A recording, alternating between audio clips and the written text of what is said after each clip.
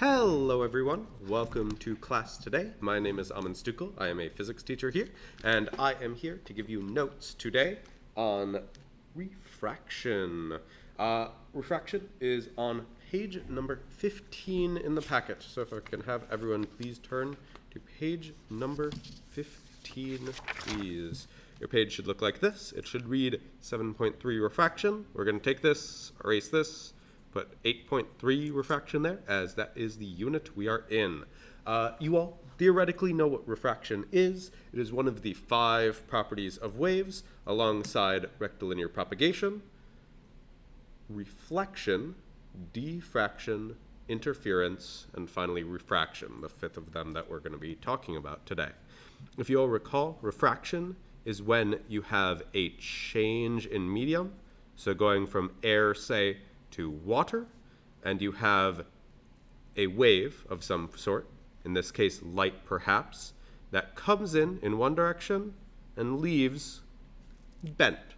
It is the bending of waves as you go from one medium to the next. Sorry for my shoddy water there. Let me write water, more water there. Okay, so let's chat on why this is. If you all recall, mediums, the medium, the substance a wave is going through, controls the speed of the wave. Wait, Mr. Stukel, you might say, I know that the speed of light is always 3 times 10 to the 8 meters per second. That is true only in a vacuum, only when there is no substance that light needs to travel through. If light is traveling through another substance, say water, say diamond, say glass, it will actually slow down. Yes, that's right, slow down. The more dense an object is, the slower light travels through that. And we represent this by something called the index of refraction. The index of refraction is the ratio between the speed of light in a vacuum, speed of light in a vacuum here being like space, where there's no substance for things to go through. It's the ratio between the speed of light in a vacuum and the speed of light in a substance.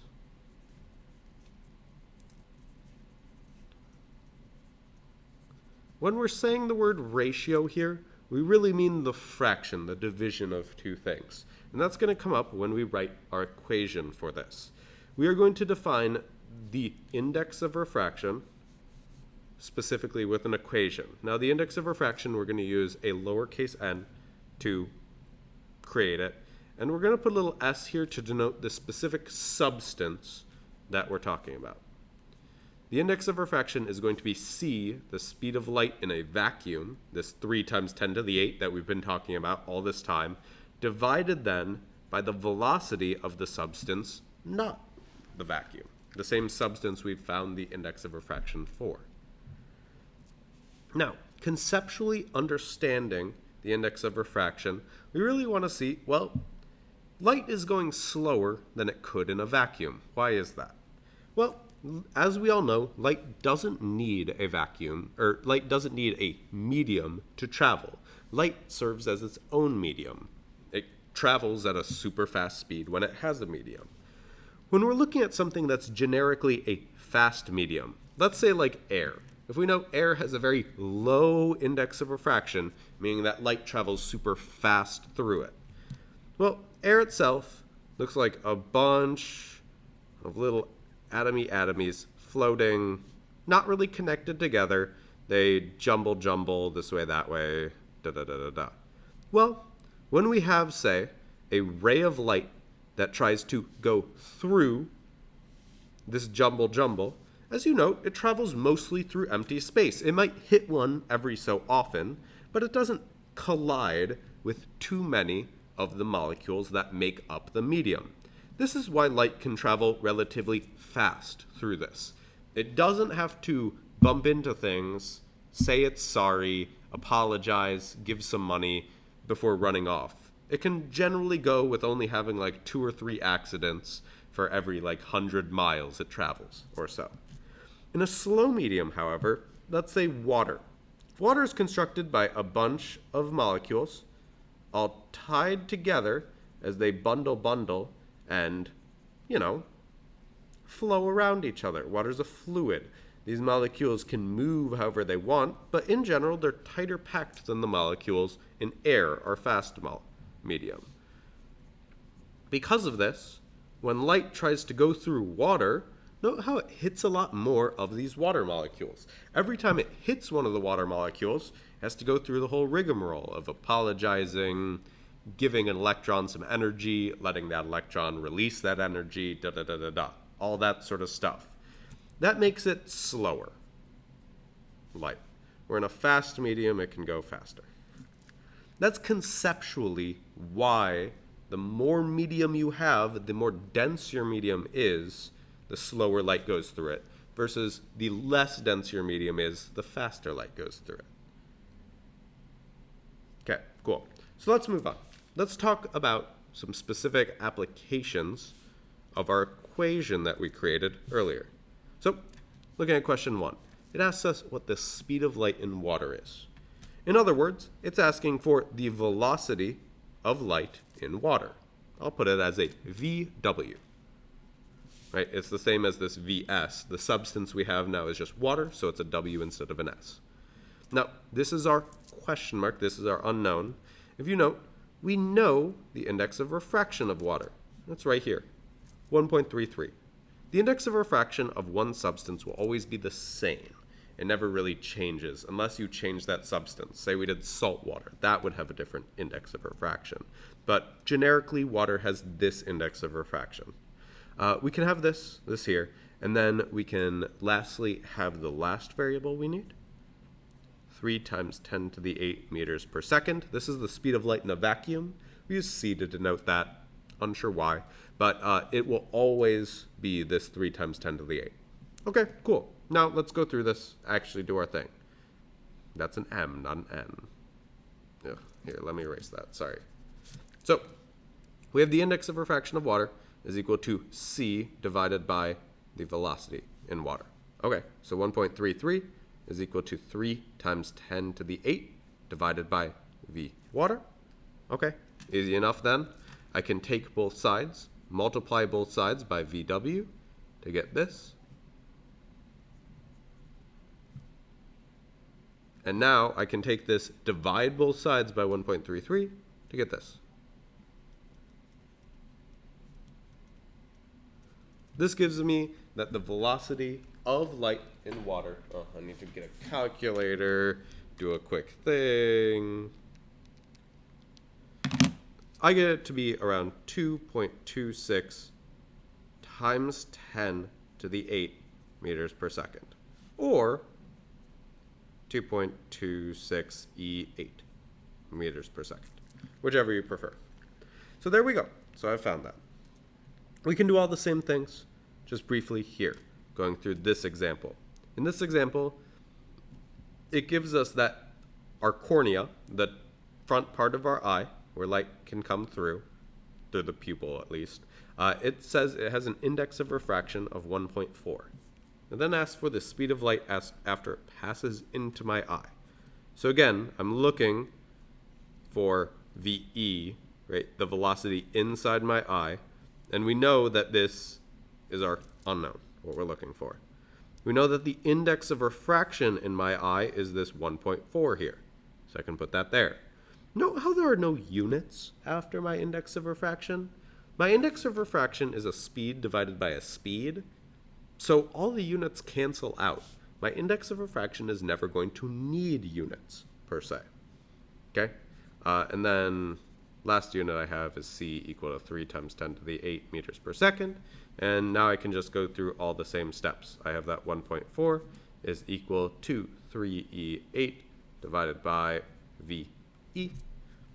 I can do some switching arounds and get that VE is equal to 3E8 divided by 1.4. I'm just skipping the middle steps there and going straight to this. I take that, divide it, 3 divided by 1.4. I get that my VE is equal to 2.14 meters times 10 to the 8 meters per second. which is again equal to 2.14 E8 meters per second. Cool. So this is using index of refraction. If you note, we really haven't talked about refraction itself in this, really just the index of refraction. The index of refraction is important because it tells us which material light is traveling faster through. But let's actually get to talk about what refraction itself actually is. Okay, so to do this here, let's set things up. We have this picture here. I'm going to clear it up a little bit. We're going to take that line and make sure it's bold. This right here is the surface of refraction. This right here is the surface of refraction. It's the surface between the air and the water. So we just want to make sure we mark that, have that. If your picture is not fully clear, make sure you actually draw that in.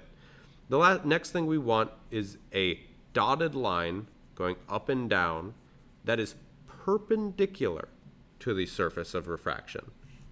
Just make sure we keep that as a thing here. Then, to complete your picture, we have a line coming here, and then a line coming out here. Note how if we were to continue this line here, we would go this way, straight this way. This is a line that's in between this dotted line and this dotted line. So just make sure you're drawing it as such. We then just want to make sure we continue the labeling. Make sure this under part is water, and this over part is air. So if you don't have these little things here denoting that, you can write those in. And then let's define some things. The incident ray. This is the ray of light before refraction.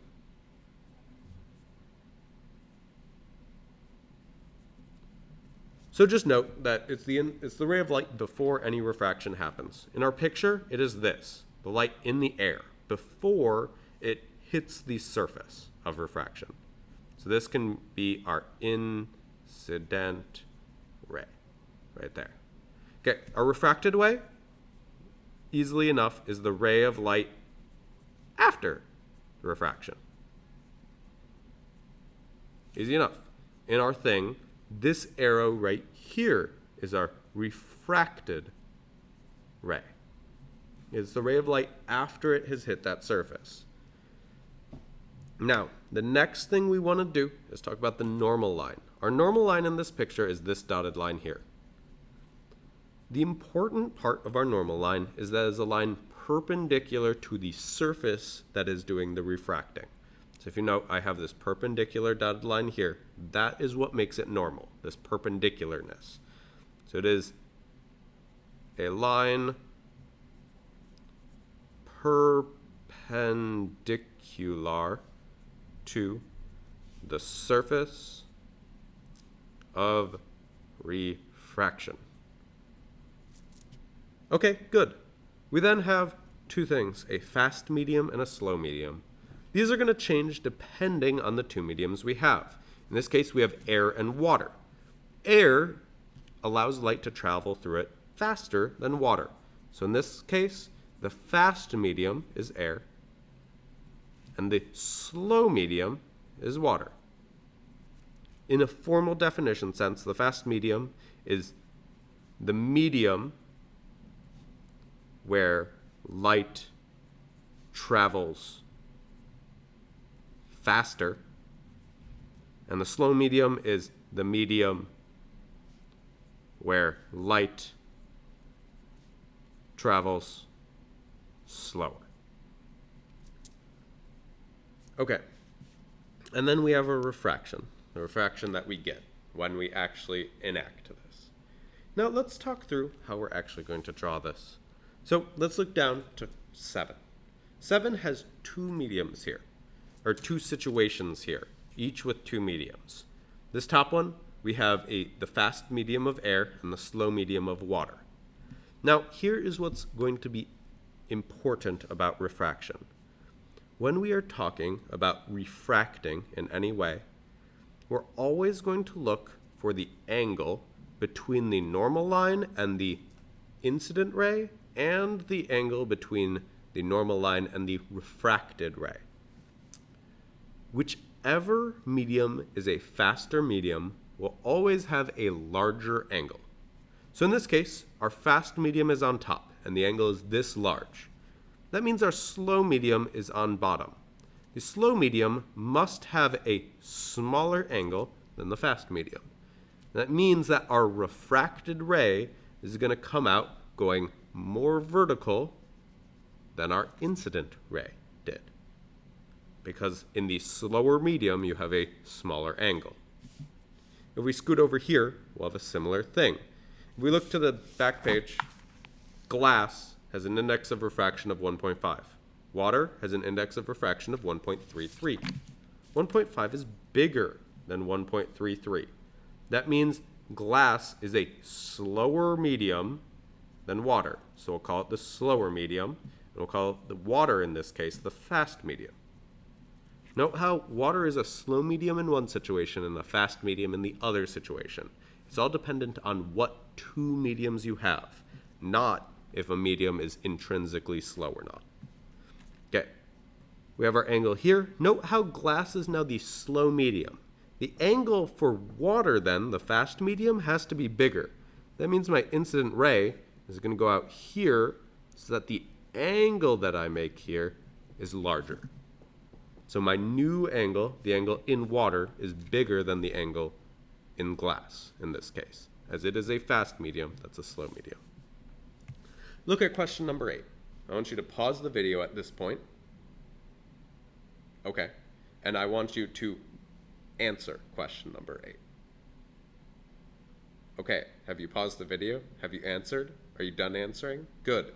So, checking your work, you should note that air at this point is a fast medium, as it is less dense than corn oil, a slower medium. Okay, so if we know this, easy enough then. The fast medium is going to have the smaller angle. I lied. The fast medium is going to have the bigger angle. Holy cow, I just screwed up so hard. Brain fart, my bad. And the slow medium is going to have the smaller angle.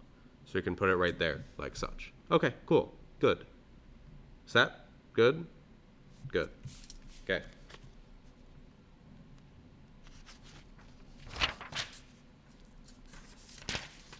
We're just briefly going to touch on some events that occur when you have these sort of traits. And the biggest thing that we didn't really talk about last page that we need to talk about in this one is frequency dependence.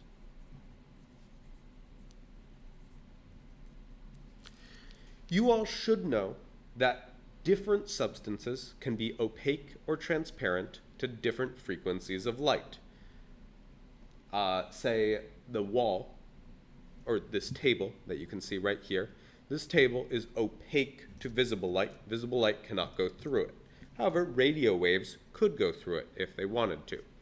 It can be opaque and transparent to different types of frequencies. This is similar when we're dealing with refraction. Refraction, the index of refraction specifically, of say water in this case, as this is a raindrop or a drop of water, is different for different types of light. It's 1.33 for like red light. But actually, it makes other types of light, say like violet, bend a little bit more. It's like a 1.36 maybe for violet light. Now note, these numbers are made up just for me to prove a point, but the index of refraction for any sort of substance differs depending on the frequency of light that you put into the thing. What does this mean? That means that white light, a combination of every color of light, all your reds, all your blues, all your violets are all coming in through here. Each of them are going to hit this raindrop, and they're going to bounce a little bit differently. If we trace this out, this top line here is where my red light is going, then reflects back here and pops back out here. If you note, the red light comes out all in one place. The violet light is all going to come out in this place. In effect, a rainbow is formed by water sorting the different frequencies of light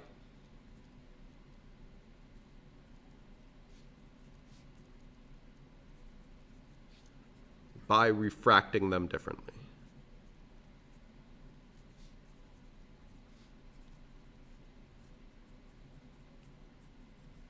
So, in other words, or in the exact same words, just so you hear it again, water is sorting the different frequencies of light by refracting them differently. And again, the water here is important. That's why you see a rainbow, say, after a rainstorm, or when you're throwing mist out into the air with your hose. These are all the water droplets that are now forming in the air. All of those stay stationary in the air, fall a little bit, stay up because of the wind, and the light diffracts through those things. It refracts through them differently, thus sorting the light into different spaces. Prisms work the exact same way, but this time you just have one glass container and it just sorts them through the thing. It bends different frequencies of light different.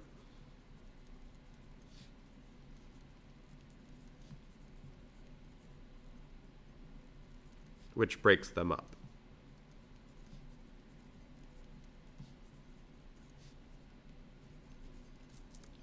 Okay, so that is that. And that's, important to know, per se. Okay, last things last. We need to talk about why the sky is blue. The sky is blue mainly because of, how we see it. And I know that seems vague, but let's talk through this a little bit. I'm coloring in right here a sun. Your picture might not be very good on this. I know mine is not. But you have your sun, and then you have a person on this side of the earth, the side that's directly facing the sun, and a person way over here on this side of the earth. Again, this person's experiencing sunrise, probably. They're just waking up, seeing the sun come out, and they're like, man, exciting. This person's experiencing noon. They're right in the middle of the day, sun bright overhead. This person right here is going to see a blue sky. They're going to see the sky as I see it right now. I look out my window and I see, man, look at that sky. It's blue. This person right here is going to see a reddish sky, right? They're going to see sunrise. They'll see some oranges, some reds. It'll be nice and pretty. Behind them, they'll see dark, blackish violets as a thing. So why? Why do we see a blue sky?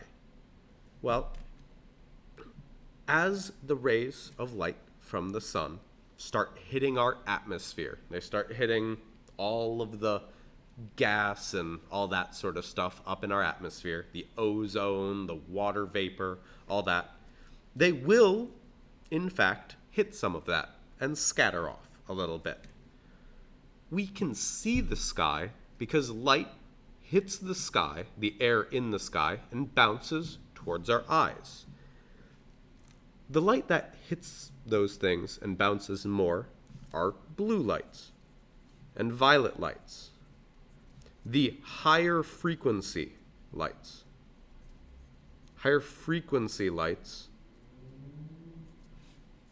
are scattered by the air more.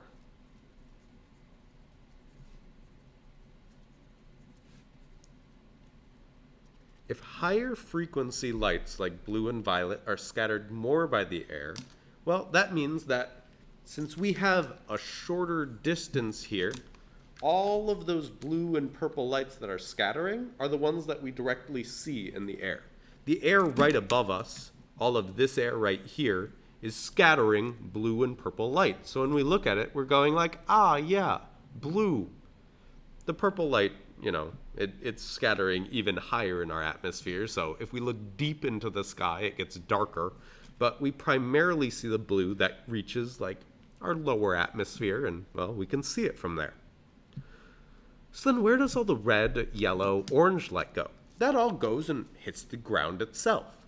All of the light that doesn't get scattered goes and hits the ground. is then absorbed by the ground or reflected off of the ground. You know, it just kind of lives more there. What happens then during a sunset? Because a sunset, as you can see, this person over here is experiencing a red sky or redder sky. More oranges, more reds, more yellows. Well, if you note, the sky right here is what's scattering all the blue. The sky over here doesn't get any blue to scatter. It's all scattered already. So because of that, it's only things like reds, yellows, and oranges that get to scatter here. They're the only ones that make it that far before scattering. Because of that, there's a higher concentration of the red, yellow, and orange light over here, which is why when you're experiencing a sunset or a sunrise, you see all of those colors. Because since the light has had longer to travel in the atmosphere to get to you, it's already lost a lot of the higher frequency colors because they scattered when they hit the sky rather than over where they are by you. Okay. That's the bell. Oh, the bell's still going. Okay, that's the bell. So that means that class is probably over. So, take this as you will. This is the general example of things. You have the next 2 pages, this page here and this page here, to do as FAs. So go through and do those. And yeah, thank you all for coming.